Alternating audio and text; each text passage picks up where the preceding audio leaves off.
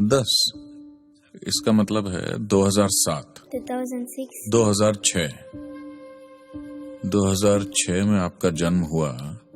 2030 तक आप कितने साल की हो जाएंगी? 24, 24।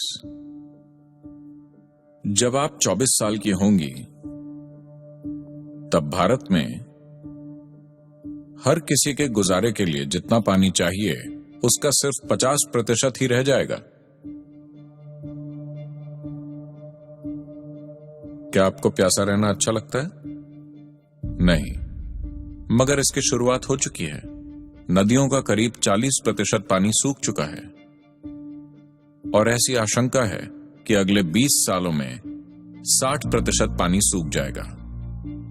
कई नदियां जो हजारों सालों से बहती आई हैं, अब सिर्फ बरसात में बहती हैं।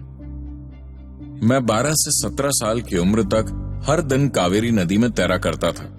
17 की उम्र में मैंने अपनी खुद की नाव बनाकर कावेरी में 163 किलोमीटर की यात्रा 12-13 दिनों में की थी। ये बड़ा ही शानदार अनुभव था। लेकिन आज अगर आप कावेरी में जाकर नाव चलाने की कोशिश करेंगे तो आप चट्टानों में अटक जाएंगे, क्योंकि उतना पानी नहीं बचा है। हमें एक बात साफ साफ समझनी होगी। लोग सोचते हैं कि पानी के कारण पेड़ हैं।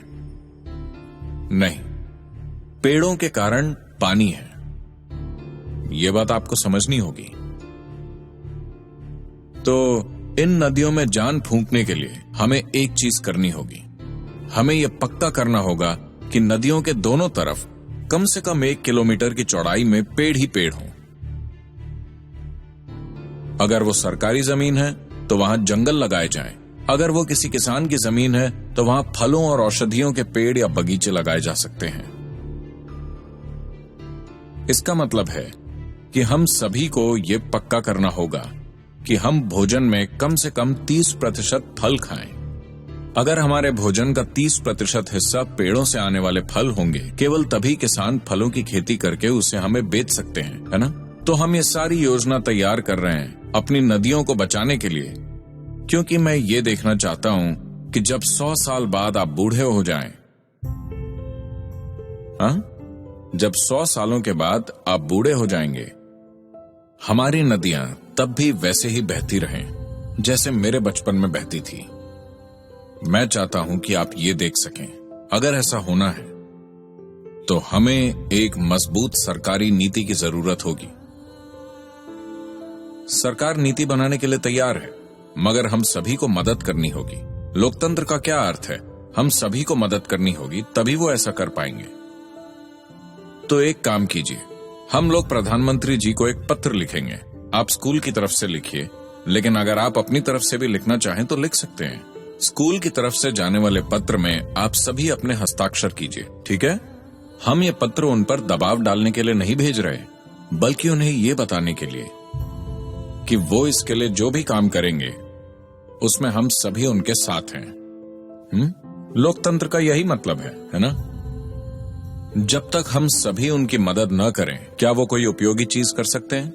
तो हमें उनकी मदद करनी होगी। इसीलिए नदी अभियान। हम मदद करें, तो मदद करने के लिए हम बात कर रहे हैं सिर्फ एक मिस्ड कॉल देने की। आपके पास फोन नहीं है। आपके परिवार में किसके पास फोन है? हाँ, आपको यह पक्का करना है कि वो मिस्ड कॉल दें। आपको नंबर पता है? बताइए। 80009 80009। क्या आप पक्का करेंगे कि आपके माता पिता, उनके दोस्त और उनके दोस्त और उनके दोस्त, हर कोई जो पानी पीता है वो मिस्ड कॉल दे? है ना? जो लोग पानी नहीं पीते उन्हें हम छोड़ देंगे। बाकी हर कोई जो पानी पीता है उसे नदी अभियान में मदद करनी चाहिए। क्या हम ये काम पूरा करेंगे? ये काम ऐसे होगा, आपको एक नदी की तरह गरजना होगा, वरना एक सूखी नदी की तरह पूरे वेग से उमड़ती नदी की तरह कहिए। क्या हम ये काम पूरा करेंगे?